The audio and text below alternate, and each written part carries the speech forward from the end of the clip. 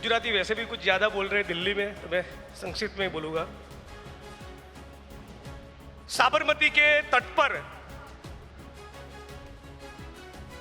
गांधी और सरदार की वो भूमि जिसने स्वतंत्रता के आंदोलन की नींव रखी, इस भूमि पर पूरे भारत के कांग्रेस परिवार का दिल की गहराइयों से स्वागत है। साथ ही परेश भाई ने बताया, मैं उसमें दो बात ऐड करना चाहता हूं। ये गुजरात की धरती बड़ी कमाल की धरती है। इसने सत्य के प्रयोग करने वाले बापू भी दिए और झूठ के प्रयोग करने वाले मोदी भी दिए, लेकिन झूठ के प्रयोग करने वाले मोदी जी ने, उनकी सरकार ने पूरे देश और दुनिया के सामने गुजरात कितना वाइब्रेंट है, स्वर्णिम है, गतिशील है, प्रॉस्परस है, इकोनॉमी में नंबर 1 है, बहुत बड़ी बड़ी डिंगे मारी। सवाल यह है कि यदि यह गुजरात सचमुच इतना वाइब्रेंट और स्वर्णिम है, तो गुजरात के बेरोजगार युवा मेक्सिको की बॉर्डर पर सीने में गोली खाने के लिए मजबूर क्यों है? क्यों गुजरात में हजारों हजार युवा गुजरात की सरजमी छोड़कर कनाडा और अमेरिका की फाइल रख रहे हैं?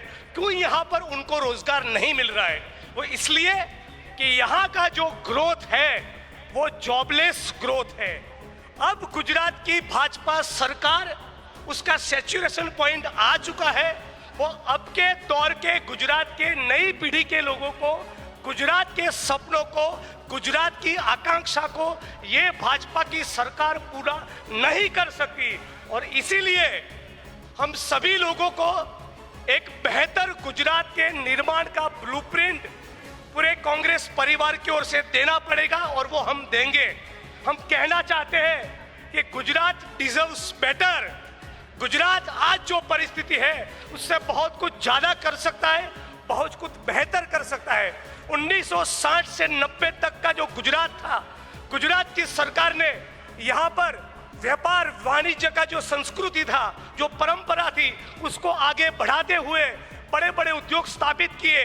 गुजरात इंडस्ट्रियल डेवलपमेंट कॉर्पोरेशन की यूनिट हो, बड़े बड़े डैम हो, इरिगेशन डिपार्टमेंट हो, IIT, IIM, सेप, NID, इसरो, PRL, इरमा, MS यूनिवर्सिटी बड़ौदा, ऐसे बड़े बड़े कैंपसेस की स्थापना की, हेल्थ और एजुकेशन की नींव रखी।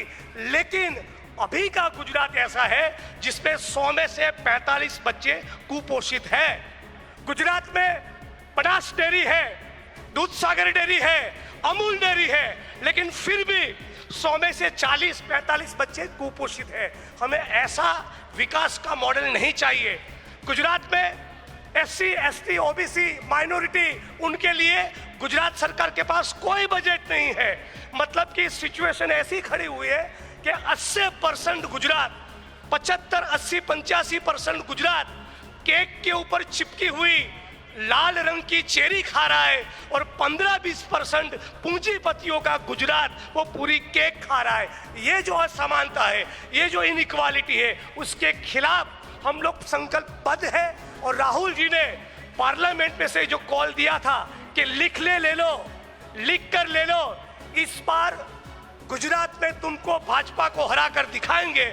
हम भी ऑल इंडिया कांग्रेस कमेटी को, पूरे कांग्रेस परिवार को ये गारंटी देते हैं कि लिख के ले लो, हम भी एक बेहतरीन, शानदार, ईमानदार, लड़ाकू, संघर्ष करने वाला विपक्ष आने वाले कुछ महीनों में बनकर दिखाएंगे। हम तमाम लोगों के लिए एक ही रास्ता है, सड़क पर उतरे, संघर्ष करें, इंकलाब करें, रात दिन करें, आगे का रास्ता उसी में से निकलेगा। और संघर्ष के साथ साथ संगठन मजबूत करें, संगठन विचारधारा पर आधारित हो।